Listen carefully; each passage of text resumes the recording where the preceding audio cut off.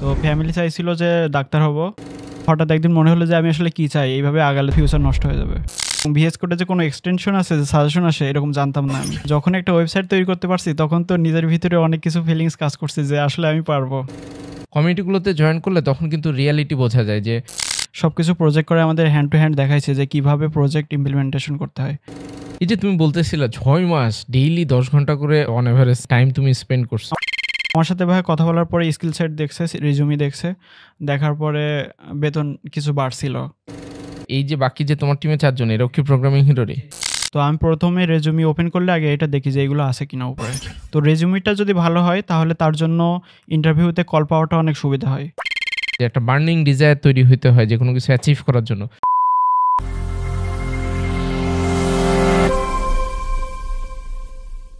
আজকে আমরা মোহাইমিন ভাইয়ের সাথে কথা বলবো। সো মোহাইমিন ভাই সুদূর খুলনা থেকে আসছে। সো মোহাইমিন ভাইয়ের সাথে আমার মোটামুটি 2-3 মাস আগে সম্ভবত খুলনাতে আমি যখন গেছিলাম বেশ কিছু ইউনিভার্সিটি প্রোগ্রামের জন্য, তখন মোহাইমিন ভাইয়ের সাথে আমার দেখা পরিচয়। এবং মোহাইমিন ভাইয়ের স্টোরিটা আমার কাছে খুবই ইন্টারেস্টিং লাগছে। মানে আমি মোহাইমিন ভাইয়ের স্টোরি যখন শুনছি, ইনফ্যাক্ট আমি বাসায় ব্যাক করার পরে আমার ফ্যামিলি মেম্বার, আমার বউয়ের সাথেও গল্প করতেছিলাম যে যখন বাংলাদেশের বিভিন্ন প্রান্তে বিভিন্ন ইউনিভার্সিটি প্রোগ্রামের জন্য যায় এবং সেখানে যে যখন প্রোগ্রামিং হিরো কোনো একটা স্টুডেন্টের সাথে কথা হয়, তার লাইফে বা ক্যারিয়ার একটা চেঞ্জের কথা যখন শুনি, মানে আমার নিজেরই খুব মানে গুজ বাম্প হয় টাইপের অবস্থা, মানে যে শরীরের লোম দাঁড়ায় যাইতেছে টাইপের একটা অবস্থা। সো সেই স্টোরিটা আজকে আমরা একটু জানার চেষ্টা করবো। তো সবার শুরুতে মহিন ভাই, তোমার সম্পর্কে তোমার পরিচয় জানবো অবশ্যই। তবে আমার সবচেয়ে কিউরিয়াসিটি একটা জায়গা আছে, সেটা হচ্ছে যে তুমি ইউজুয়ালি যেটা হয় যে ন্যাশনাল ইউনিভার্সিটিতে যারা পড়াশুনো করে বা জেনারেল সায়েন্স বা জেনারেল ক্যাটাগরির যে সাবজেক্টগুলো আছে সেগুলোতে যারা পড়াশুনো করে ইউজুয়ালি সরকারি চাকরির জন্য চেষ্টা তদবির করে।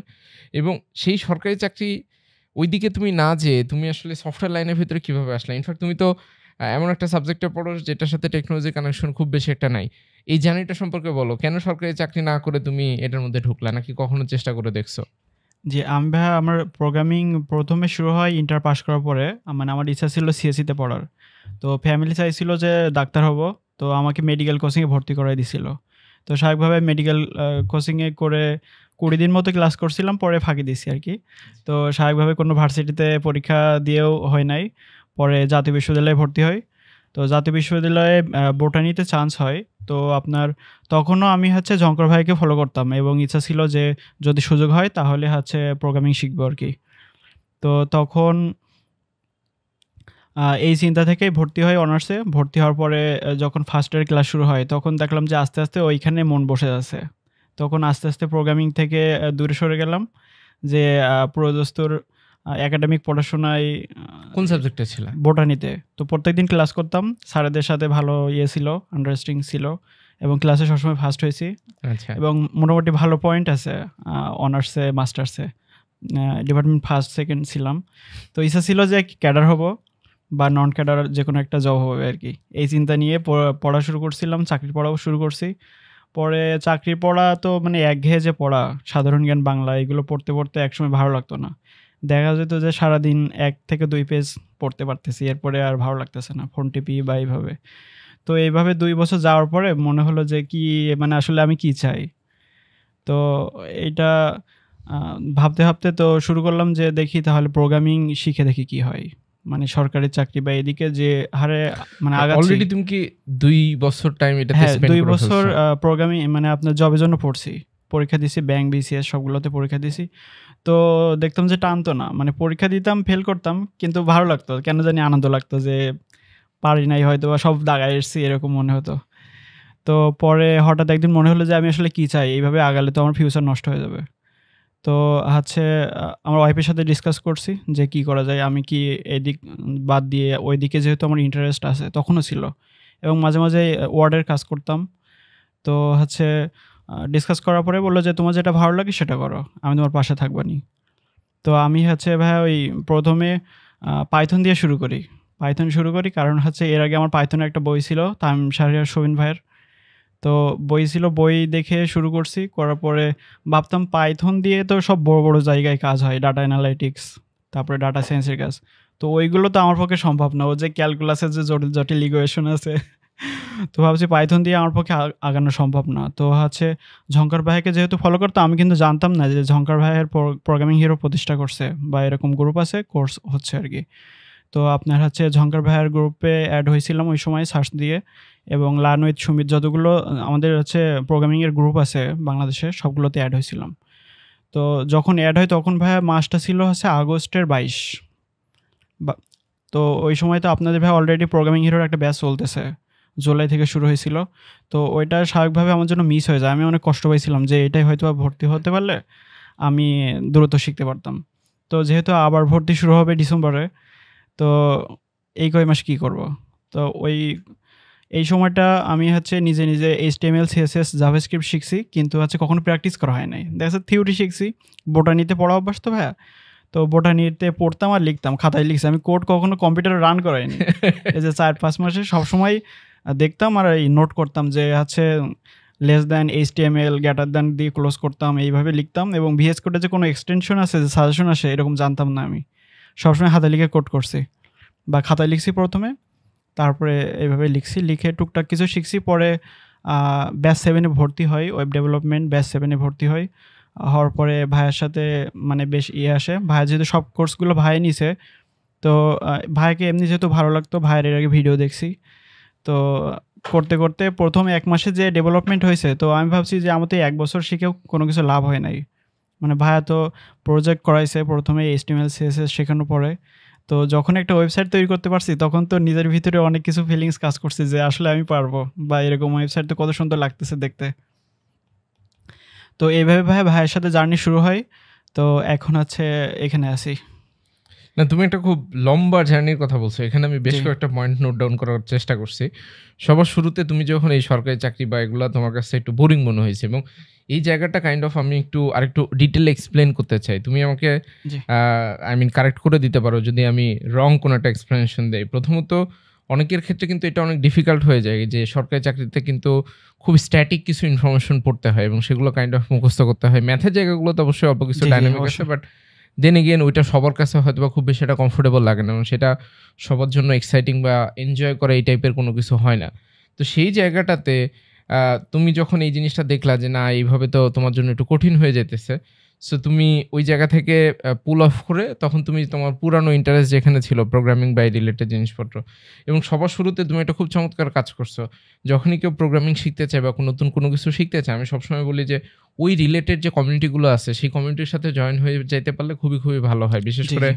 অনলাইন আর অফলাইন। কারণ কমিউনিটিগুলোতে জয়েন করলে তখন কিন্তু রিয়ালিটি বোঝা যায় যে এই লাইনে আদৌ শিখে চাকরি বাকরি পাওয়া পসিবল কিনা, বা এই লাইনে শিখলে ফিউচার কোন দিকে যাইতেছে, বা সবাই শিখলে কোন টপিকগুলো শিখতেছে।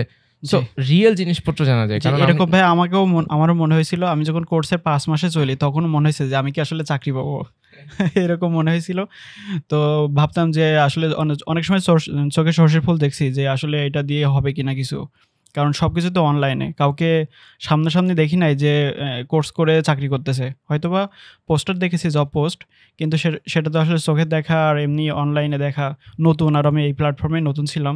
তো আমার পক্ষে অনেক সময় বিশ্বাস করা কষ্টকর হয়েছে, এবং ভেবেছি যে আসলে আমি যেদিকে যাচ্ছি এটাই আসলে আমার পক্ষে কিছু করা সম্ভব কিনা। না, এরকম অনেক সময় মনে হয়েছিল। এই জায়গাটাতে আরো একটা ইন্টারেস্টিং ফ্যাক্ট, রিসেন্ট টাইমে আমি এই জিনিসটা আমাদের অফলাইনে যত স্টুডেন্টের সাথে আমার দেখা হয়, আমি জি, সবসময় একটা জিনিস বলার চেষ্টা করি যে ভাই, তুমি অনলাইনে ইউটিউবে বা ফেসবুকের মধ্যে ইভেন এই ভিডিওটা দেখে তুমি ভেবো না যে প্রোগ্রামিং হিরোতে একটা কোর্স করলে তোমার জীবন উল্টায় পাল্টায় যাবে, সব চেঞ্জ হয়ে যাবে। কারণ যখন এরকম একটা ভিডিও সেটআপের ভিতরে বসা হয়, আমাদের আজকে এটা অবশ্যই স্ক্রিপ্টেড না, তবে মোস্ট অফ দ্য টাইম যেটা হয় যে জিনিসপত্র স্ক্রিপ্টেড থাকে, এবং যখন জি, জিনিসপত্র স্ক্রিপ্টেড একটা ভিডিও হয় সেখানে কিন্তু সবসময় খুব ফ্যান্সি এবং ভালো জিনিসপত্র সম্পর্কে বলা হয়।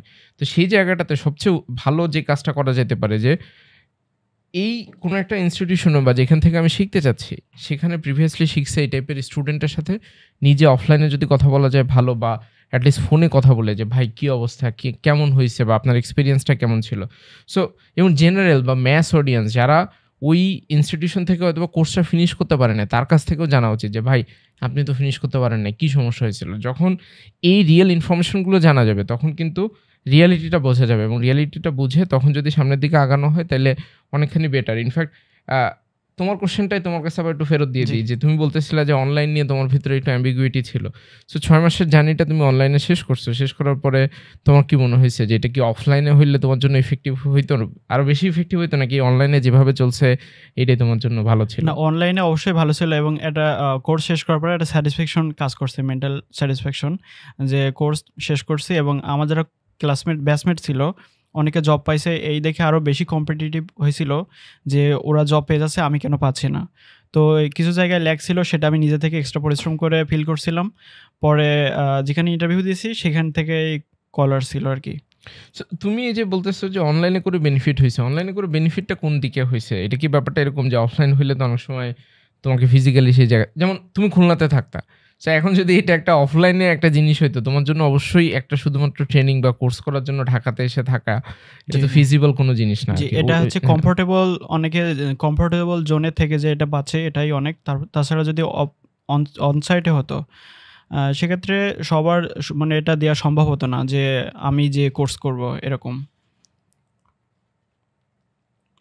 আচ্ছা, সো এর পরবর্তীতে তুমি কোর্সের ভিতরে ডিসেম্বর মাসে, আই মিন জানুয়ারি 2023-তে জয়েন করছো? জি, জি। আচ্ছা, জানুয়ারি 2023-তে জয়েন করলা এবং 6 মাসের এই জার্নিটা সম্পর্কে যদি তুমি বলো, তোমার প্রিভিয়াসলি কোডিংয়ের যে এক্সপেরিয়েন্স ছিল সেখানে তুমি HTML CSS সম্পর্কে কি ধারণা ছিল, নাকি কতটুকু ধারণা ছিল?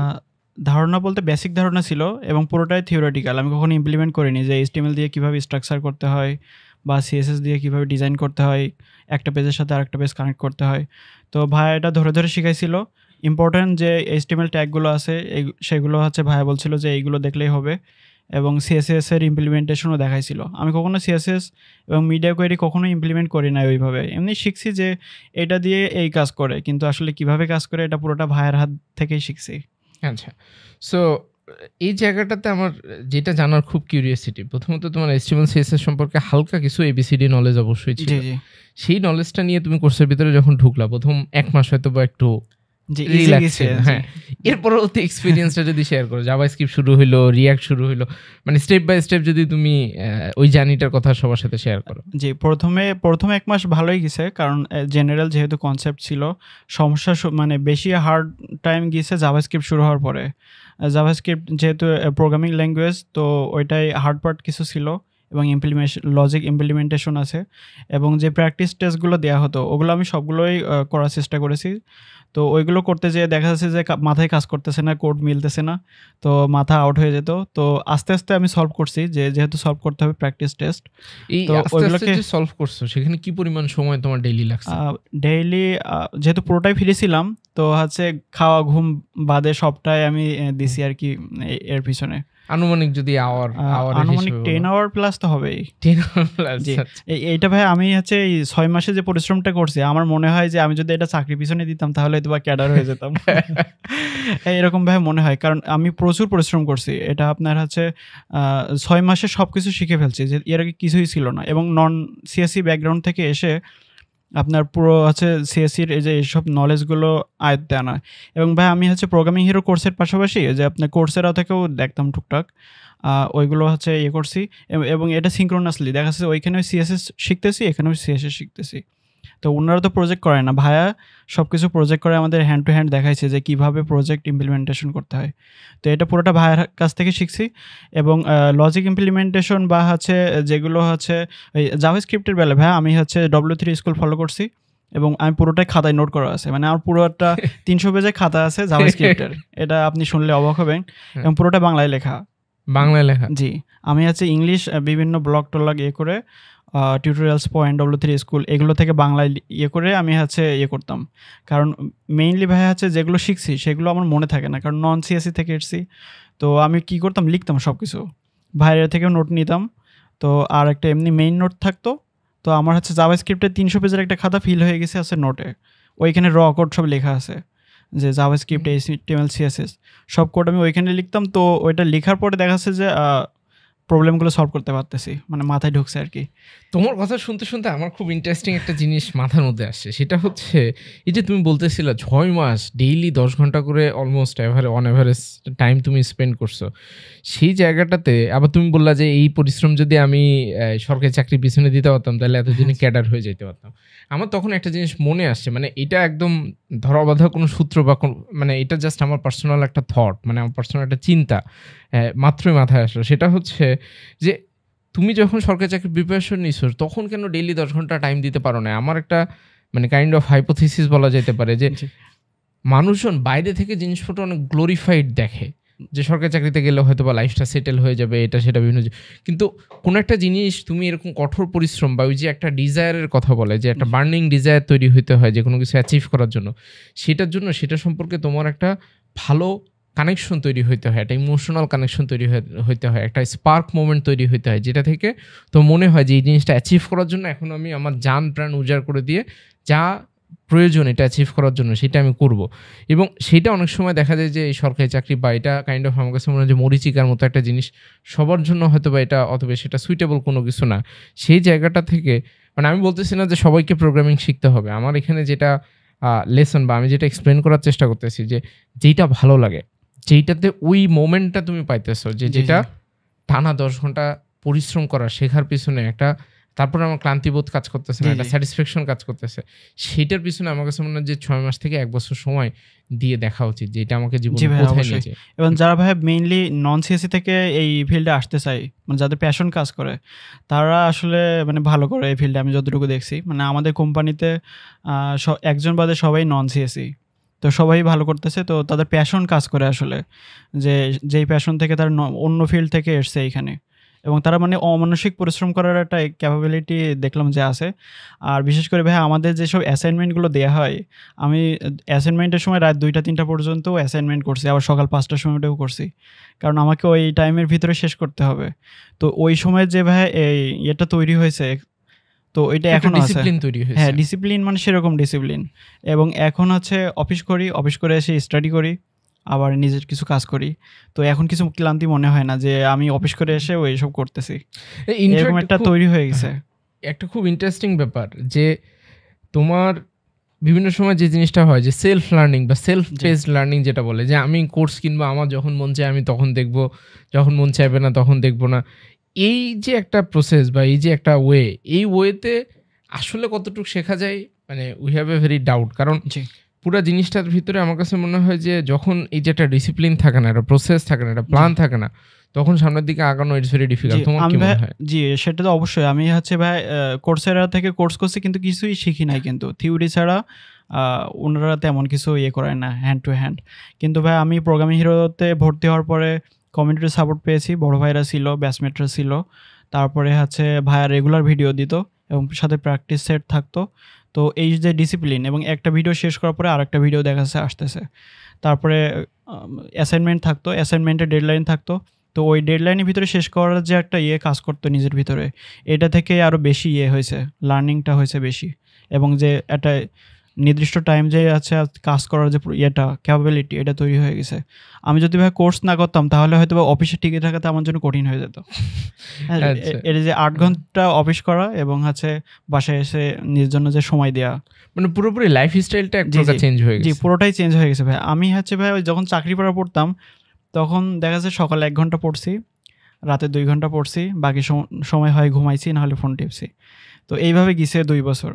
তো যখন শুরু করছি সাথে সাথেই চেঞ্জ হয়ে গেছে এরকম একটা অবস্থা। এইটার পিছনে কি বড় কারণ এরকম যে তুমি যখন একটা লার্জ গ্রুপ অফ পিপলের সাথে একসাথে বসে তুমি তোমার লার্নিংটা হইতেছে? জি ভাই, এটা হয়তোবা যদি আমি একা করতাম বা 50 জন 60 জন থাকতো তাহলে হয়তোবা এটা তৈরি হতো না। কারণ হচ্ছে ব্যাচমেটদের দেখছি তারা অনেক অ্যাডভান্স আছে অনেকে, তারপরে তারাও শিখতেছে। তো এটা নিজের ভিতরে একটা তৈরি হয় যে তারাও শিখতেছে, তাহলে আমাকেও শিখতে হবে, এটা কাজ করছে নিজের ভিতরে। তো এটা ভাই একটা কমিউনিটি যে 5000 পিপল একসাথে থাকে, ব্যাচমেটরা থাকে, তো এটা অনেক কাজ করছে, ইন্সপায়ার্ড করছে।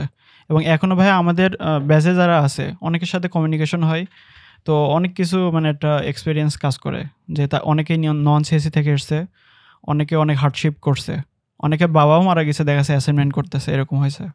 না সেটাই, মানে এই যে 6 মাসের মতো একটা সময়, এটার ভিতরে লাইফের বিভিন্ন ধরনের জি। চ্যালেঞ্জ এবং চেঞ্জের ভিতর দিয়ে আমাদেরকে যাইতে হয়। তোমার এই 6 মাসের জার্নির ভিতরে কি এরকম কোনো সিচুয়েশন আসছে যেখানে মনে হয়েছে যে আর পসিবল হইতেছে না, বাদ দেই, অনেক পরিশ্রম করতেছি? কারণ তুমি একটু আগে কিন্তু বলতেছিলা যে কোন ডেস্টিনেশন দিকে যাইতেছো, তোমারও আসলে এট সাম পয়েন্ট মনে হইতেছিল যে মনে হয় না পসিবল না, এই টাইপের একটা জিনিস। জি ভাই, ওরকম সিচুয়েশন এরকম আসছে মনে কিনা? হয়েছে, প্রায় মনে হয়েছে। তো হচ্ছে আমি ভাই যে কোচিং এ ভর্তি হইছি বা এরকম কোর্স করতেছি, এটা আমার ফ্যামিলি জানতো না। মানে আমার ওয়াইফ ছাড়া জানতো না আরকি। তো তাদের তো ইচ্ছা ছিল যে আমি সরকারি চাকরি করব। সরকারি চাকরি মানে আমার যখন সিএসসি পড়ার ইচ্ছা আমি জানাইছিলাম যে আমি সিএসসি তে পড়বো। আমাকে পলিটেকনিকে ভর্তি করে দাও এসএসসির পরে। তো বলল পলিটেকনিকে পড়লে সিএসসি যদি পড়ো তা তোমাকে কম্পিউটার অপারেটর হতে হবে। তো কম্পিউটার অপারেটরের বেতন কত? ১০,০০০ টাকা। তোমার কি ১০,০০০ টাকায় চলবে? তো ওইটা পড়া যাবে না। তো ওই সময় পলিটেকনিকের পড়াটা চলে যায়। ইন্টারে ভর্তি হই। ইন্টারে ভর্তি হওয়ার পরে বলি যে আমার বন্ধুরা ইঞ্জিনিয়ারিং এ কোচিং করতেছে, আমি ইঞ্জিনিয়ারিং এ কোচিং করব। বলল যে, "না তুমি ম্যাথ পারো না ভালো, তোমার হচ্ছে ইঞ্জিনিয়ারিং যাবে না। তো মেডিকেলে কোচিং করো। করে দেখো ডাক্তার হতে পারো কিনা।" তো এইভাবে মানে আমার উপর চলছে। তো যখন সুযোগ পাইছি তো আমি এটা হচ্ছে করছি। ফ্যামিলি তখন জানতো না আরকি। তো যখন চাকরি পাইছি তখন জানাইছিলাম। তখন দেখলাম যে খুশি। কারণ চাকরি তো এখন পাওয়াটাই টাফ। আচ্ছা। তুমি বলতেছো চাকরি পাওয়াটাই টাফ। ৬ মাসের কোর্স শেষ করার পরে বা ৬ মাসের জার্নিটা শেষ করার পরে, আমি কোর্স শব্দটা ব্যবহার করতে চাই না। ৬ মাসের একটা জার্নির ভিতর দিয়ে আমাদের স্টুডেন্টরা যায়। সেই জার্নিটা শেষ করার পর তখন তোমার আর কত দিনের মতো সময় লাগছে জব বা ইন্টার্নশিপ পর্যন্ত যাওয়ার এটা জন্য? ভাই আমার 1 মান্থ লাগছে। তার মানে সব মিলে ৭ মাসের মাথায় তুমি, জি, ৭ মাসের মাথায়। ওটা কি ইন্টার্নশিপ ছিল শুরুতে? না ভাই ফুল টাইমই ছিল। মানে এটা হয়েছে কি, এটা ভাই আরেকটা ইন্টারেস্টিং। হ্যাঁ। সেটা হচ্ছে আমি যেটা এপ্লাই করি ওটা হচ্ছে jQuery মানে ফ্রন্ট এন্ড jQuery PHP এর সার্কুলার ছিল। তো আমি অ্যাপ্লিকেশন করি, যে যা হয় ভাইয়া বলছিল যে যদি 80% স্কিল সেট মিল থাকে তাহলে এপ্লাই করে দিতে। তো আমি একটা রিস্ক নিয়ে এপ্লাই করছিলাম। তো এপ্লাই করার পরে মানে কোম্পানির যে চেয়ারম্যান ছিল, তো উনার আমার সিভিটা ভালো লাগছে। ফোন দিয়ে বলল যে মিট করা যায় কিনা। এটা মানে লোকেশনটা কই ছিল? ওটা খুলনাতেই। আচ্ছা। তো আমি তখন ভাই যশোরে থাকতাম। হুম। তো যশোর থেকে গেছিলাম দেখা করতে। দেখা করার পরে স্যালারি মানে আমার সাথে কথা বলার পরে তার অনেক ভালো লাগছে। তো বলছিল যে আমরা হচ্ছে তখন ওনাদের ভাই শুধু পিএইচপি টিম ছিল, মার্নে কোনো টিম নাই। তো বলছে যে আমাদের মার্নের কিছু প্রজেক্ট আছে, তো আমরা তাহলে মার্ন যদি তুমি পারো তাহলে তোমাকে আমরা নেব। তো আমি হচ্ছে আমার সাথে ভাই কথা বলার পরে স্কিল সেট দেখছে, রিজুমি দেখছে। দেখার পরে বেতন কিছু বাড়ছিল ওই সময়। মানে হচ্ছে যে যাতে আমি হচ্ছে অ্যাপ্লিকেশন করছি তার থেকে কিছু বাড়ছিল ওই সময়ই। তো জয়েন করি, বলছে যে তুমি পরশুদিন থেকেই কাজ করতে পারো। তো ওই সময় থেকে অফিস করছি। আমার তো মনে হয় যে তুমি কি একটা জবে এপ্লাই করছো নাকি অন্য কোনো জবে এপ্লাই করছো? না ওইটা ভাই আমি ৩টা অ্যাপ্লিকেশন করছি, ৩ জায়গা থেকে হয়ে গেছিল। আচ্ছা, ৩ জায়গা থেকে? জি ভাইয়া। ওই ইন্ডিয়ায় একটা দিছিলাম ভাইয়া, ওইখানেও হয়ে গেছিল। ইন্টারভিউ দিছিলাম। আর ঢাকাতে আরেক জায়গায় রিমোট হয়েছিল। তো এইটা ১ম পাইছিলাম। এবং আমাদের যখন হচ্ছে শুরু হয় আপনার মানে যে আন্ডারে আপনার হচ্ছে জব প্লেসমেন্ট শুরু হয়। জব প্লেসমেন্ট দেখা যাচ্ছে ১ তারিখ থেকে শুরু হবে। আমার জব কনফার্ম হয়েছে ২৭ তারিখে। আচ্ছা, মানে ৩ দিন আগেই তোমার জি, পুরো জিনিসটা হয়ে গেছে। জব কনফার্ম হয়ে যায় এবং হচ্ছে আমি ওই দিন থেকে জব শুরু করি। তো জব শুরু করার পরে ভাই আমাকে দেখে কোম্পানিতে আরো যে এখন আমাদের টিমে ৫ জন আছে। মানে আমাকে দেখেই বলা যায় যে আর ৪ জন এসছে। এই ৪ জন কি তুমি মানে তোমার টিমে তুমি জয়েন করার পরে জয়েন করছে? জি, জি। এবং এটা পুরোটা আমি আছে করছি। মানে আমি ভাইবা নিছি। শর্টলিস্ট করছি। জব মানে ওদের সিভি শর্টলিস্ট করছি।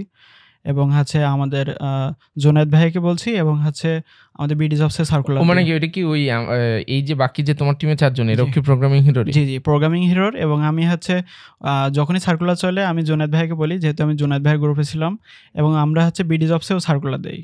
তো ভাইয়া একটা ইন্টারেস্টিং খেয়াল করছি যে বিডি জবসে ভাইয়া সার্কুলার দিলে 80-90% সব প্রোগ্রামিং হিরোর স্টুডেন্ট অ্যাপ্লিকেশন করে। আচ্ছা, আচ্ছা। তো তার ভিতর থেকে তুমি যখন জুনায়েদ মানে আমাদের জব প্লেসমেন্ট টিমের মাধ্যমে তুমি শর্টলিস্টেড কিছু রেজুমে নিয়ে তার পরবর্তীতে তুমি এই দিক থেকেও নিই ভাইয়া, ওই দিক থেকেও আমি শর্টলিস্ট করি। করে হচ্ছে এই বোঝার জব চেষ্টা টাস্ক করো। দিই। তারপরে জব টাস্ক রিভিউ করার পরে ইন্টারভিউতে ডাকি। না এইটা আমি খুব ভালো একটা জিনিস যে ওভারঅল প্রোগ্রামিং হিরোর একটা কাইন্ড অফ মিশন যে 2030 ভিতরে বাংলাদেশের প্রত্যেকটা সফটওয়্যার বা টেকনোলজি কোম্পানিতে একজন করে হইলেও প্রোগ্রামিং হিরোর স্টুডেন্ট থাকবে।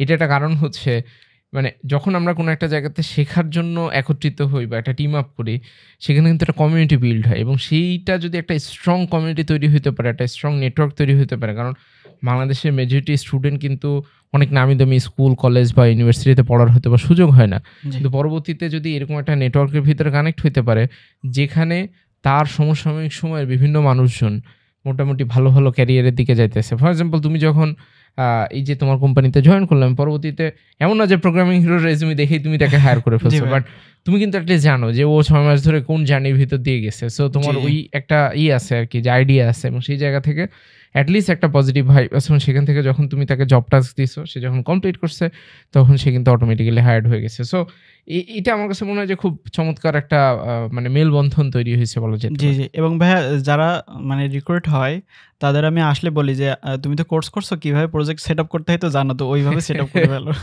মানে তখন একটা মাইন্ডসেট নিয়ে ওই যেটা হয় যে টিমের ভিতরে একজন অনবোর্ড হইলে তখন তার সাথে মাইন্ডসেট মেলা এবং তার সাথে ওভারঅল কমিউনিকেশন মেলা বা কিভাবে কোড করবো স্টাইল মেলা। কিন্তু যখন একই জায়গার মানুষ হয় তখন কিন্তু যেটা হয় যে পুরো প্রসেসটা সম্পর্কে দুই পার্টিরই মোটামুটি কম বেশি এটা ধারণা থাকে, আইডিয়া থাকে। জি আমার ম্যানেজ করতে সুবিধা হয়।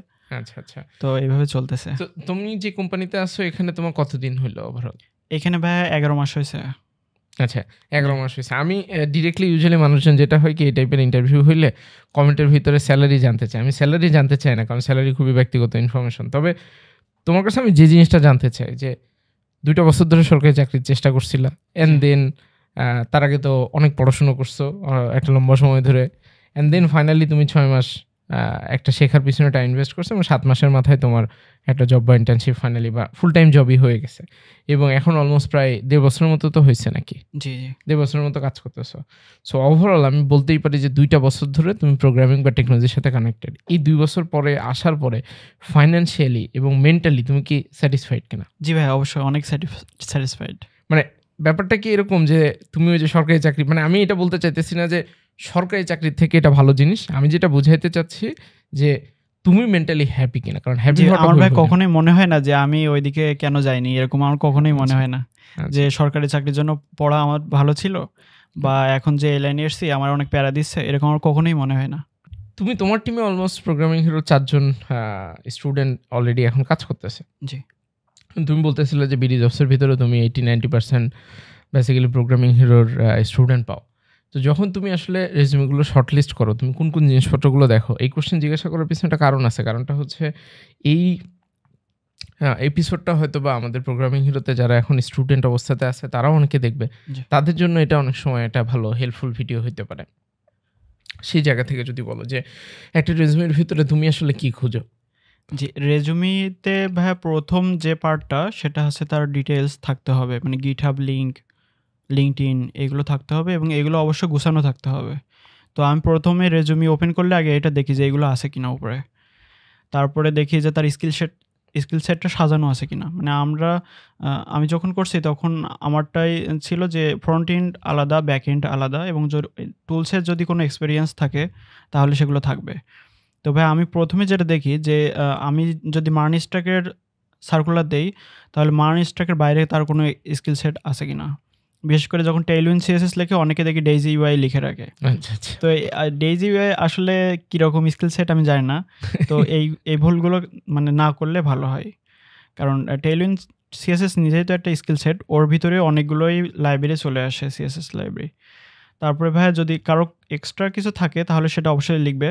কেউ যদি চ্যাটজিপিটি ব্যবহার করতে ভালো জানে, এআই সম্পর্কে, সাইবার সিকিউরিটি সম্পর্কে জানা থাকে তাহলে অ্যাড করবে।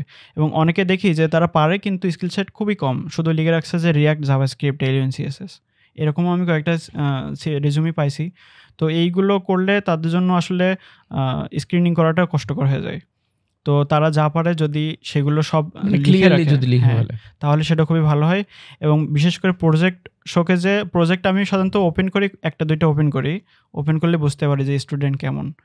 তো রেজুমিতে অনেকে দেখি যে অ্যাসাইনমেন্টের প্র্যাকটিস প্রজেক্ট যেগুলো থাকে ওইগুলো দিয়ে রাখতে দেখছি। আচ্ছা, মানে প্র্যাকটিস প্রজেক্ট না দিয়ে নিজে কোনো একটা প্রজেক্ট করছে, নিজে যদি করে সেটা অ্যাসাইনমেন্টের হোক, কিন্তু ইউনিক হলে ভালো হয়। এবং কপি প্রজেক্ট দেখলে বোঝা যায় যে এটা আসলে কপি করা হয়েছে, কারণ গিটহাবে ওই নাম দিয়ে সার্চ দিলে চলে আসে। তো আমি মাঝে মাঝে এটা করি যে এই নামে ডুপ্লিকেট কোনো গিটহাব আছে কিনা, রিপো আছে কিনা। তো ২ টা হোক, ১ টা হোক, ভালো একটা যদি প্রজেক্ট থাকে তাহলে সেটা ভালো হয়। এবং তার UI এবং রেসপন্সিভ যদি ভালো হয়, তাহলে তার জন্য জব পাওয়াটা অনেক সহজ হয়ে যায়। অনেক সময় ভাই আমি এরকমও করছি যে রেজুমে ভালো আছে, স্কিল সেট ভালো আছে, কিন্তু টাইমের অভাবে হয়তোবা সে জব টাস্কটা ভালো করতে পারে নাই বা কিছু মিসিং আছে। তো ওইটা কোড দেখলে বোঝা যায় যে তার ভিতরে কিছু আছে। এজন্য সে ইন্টারভিউতে ডাক পেয়ে যায়। তো ১ম টা আগে দর্শনধারী পরে গুণবিচারী। তো রেজুমেটা যদি ভালো হয় তাহলে তার জন্য ইন্টারভিউতে কল পাওয়াটা অনেক সুবিধা হয়। তো যারা এখন রানিং স্টুডেন্ট আছে বা এখনো জব পাওয়ার জন্য চেষ্টা করতেছে, তাদের ১ম কাজ হবে রেজুমেটা ভালো করে সাজানো। এবং যদি অন্যান্য কোনো অ্যাক্টিভিটিস থাকে মানে এই ফিল্ড রিলেটেড, তাহলে সেটা অবশ্যই এড করবে। আর জব টাস্ক যতটুকু সম্ভব যদি নিজের দিয়ে করে, ইন্টিগ্রিটি দিয়ে করে তাহলে ভালো হয়। জব টাস্ক যতটুকু সম্ভব ভালো করবে, যত ভালো করবে তত ভালো। অনেকে দেখা যায় যে জব টাস্ক দেখেই চাকরি হয়ে যায়, ইন্টারভিউ আর কিছু লাগে না। ইন্টারভিউ এমনি জাস্ট ফর্মালিটিস, আসবে, পরিচয় হবে, চলে যাবে। কিন্তু তার জবটা কনফার্ম হয়ে যায় জব টাস্কের উপরে অনেকটাই। না, তুমি খুব ইন্টারেস্টিং একটা ইনসাইট শেয়ার করলে আমাদের ফিউচার স্টুডেন্ট যারা হয়তো বা ফিউচারে তোমার অর্গানাইজেশনে বা তোমার টিমে কাজ করার সুযোগ হবে আশা করি। আচ্ছা, আজকে আমাদের খুব ভালো একটা ডিসকাশন হলো তোমার কাছ থেকে। বিশেষ করে বেশ কিছু দারুণ দারুণ জিনিস আমরা জানতে পারছি। বিশেষ করে মোটামুটি বাংলাদেশে যারা মেজরিটি স্টুডেন্টের একটা ইন্টারেস্ট থাকে যে সরকারি চাকরি বা এই টাইপের জিনিসপত্রের ভিতরে যাবে, বাট সেখান থেকে পরবর্তীতে সে আসলে তার যে জায়গাটাতে ইন্টারেস্ট সেটাতে একটু কঠোর পরিশ্রম করে সেটা দিয়ে কোনো একটা ক্যারিয়ার বিল্ড করা যায় কিনা, সেটাই আমার কাছে মনে হয় যে আজকের ডিসকাশন থেকে আমাদের একটা জি, লার্নিং বিশেষ হতে করে ভাই পারে। যারা নন সিএসসি থেকে আসতেছে, ফ্রাস্ট্রেশনে ভুগতেছে, তারা যেন এইটা না ভোগে, মানে পুরো সময়টা এই দিকে দেয়, তাহলে তাদের সাকসেসটা দ্রুত হবে। আচ্ছা, সো নন সিএসসি ব্যাকগ্রাউন্ড থেকে আসলে আসলে সময় অবশ্যই বেশি দিতে জি, হবে। বেশি, কিন্তু নন সিএসসি থেকে আসলে ভাই বেশি ফ্রাস্ট্রেশন কাজ করে যে আমাদের হবে কিনা, আমি পারবো কিনা। কিছু ওই ভালো ফ্রাস্ট্রেশন, এগুলোকে আমার জি, মনে হয় জি। ভালো ফ্রাস্ট্রেশন। জি, জি, এটা বেশি কাজ করে। হ্যাঁ, সিএসসি তাদের তো পরিচিত, কিন্তু এটা ওই যারা যে নন সিএসসি, ইনসিকিউরিটিস থাকে। জি, জি, কিন্তু যারা নন সিএসসি থেকে আসতেছে একটু পরে মনে হয় যে না, ওয়ার্ডপ্রেসে যাওয়াটা ভালো ছিল, ওটা ইজি আছে। তো আমি কি শিখতেছি? এটা আসলে আমার দ্বারা হবে না। বা অনেকে দেখি যে শেষের দিকে যেয়ে হাল ছেড়ে দেয়। ৫ মাসে যেয়ে আর কন্টিনিউ করতে পারে না। ফ্রাস্ট্রেশনে এত ভুগে থাকে যে কঠিন যখন কিছু সামনে চলে আসে তখন ওইটা ওভারকাম করাটা টাফ হয়ে যায়। তো তাদের বলব মানে চেষ্টা করলে ৬ মাস যদি সে চেষ্টা করে একটু ভালো করে, তাহলে তার আর পিছনে তাকাতে হবে না। আচ্ছা, সো মহিন ভাই, তুমি অলরেডি আমি শেষে যে কোশ্চেনটা জিজ্ঞাসা করতে চাইছিলাম, ভাবলাম যে যারা নন সিএসসি ব্যাকগ্রাউন্ড থেকে আসতে চায় তাদের আসলে কীভাবে চিন্তাভাবনা করা উচিত, তুমি অলরেডি বলে ফেলছো। তারপরেও আজকে যেহেতু আমরা ডিসকাশনের একদম শেষের পর্যায়ে, তুমি ফিউচারে যারা আসলে প্রোগ্রামিং লাইনে বা টেকনোলজি শিখে একটা ক্যারিয়ার বিল্ড করতে চায়, তাদের জন্য ১-২ লাইন কোনো সাজেশন দিতে চাও কিনা? এই ফিল্ড প্রতিনিয়ত চেঞ্জ হচ্ছে। মানে আমাদের যারা আগে ৫ ব্যাচে ছিল, তারা দেখা যাচ্ছে যে রিঅ্যাক্ট ভার্সন শিখছে, আমরা তার থেকে একটু আপগ্রেড ভার্সন শিখছি, এবং আমাদের পরে যারা আসবে তারাও কিন্তু আরও আপগ্রেডেড শিখবে। তো এটা কন্টিনিউয়াস ফিল্ড। যারা আসবে তাদের সবসময় এই টেকনোলজির সাথে মানিয়ে নিতে হবে। প্রথম তাদের এই চিন্তা নিয়ে আসতে হবে যে এটা আপডেটেড টেকনোলজি, সবসময় তাদেরকে শিখতে হবে। মানে শেখার মন মানসিকতা নিয়েই তাদেরকে আসতে হবে। আর এটা মানে কখনো হাল ছেড়ে দেওয়া যাবে না। প্রোগ্রামিং তো যেমন সহজ মনে হয়, আসলে সবার পক্ষে সম্ভব না। তো যদি কারো মনে হয় যে আমি আর পারতেছি না, এটা আসলে এইটা না ভেবে মানে চেষ্টা করে যেতে হবে। রাইট। তোমাকে অসংখ্য ধন্যবাদ মহিন ভাই। অনেক কষ্ট করে তুমি খুলনা থেকে ঢাকা পর্যন্ত আসছো তোমার এক্সপেরিয়েন্সটা সবার সাথে শেয়ার করার জন্য। ইনশাল্লাহ তোমার সাথে ফিউচারে আবার কখনো দেখা হবে, কথা হবে। তুমি তোমার ক্যারিয়ারে আরও সামনের দিকে আগায় যাও, এই শুভকামনা তোমার জন্য থাকলো। জি, ধন্যবাদ ভাইয়া।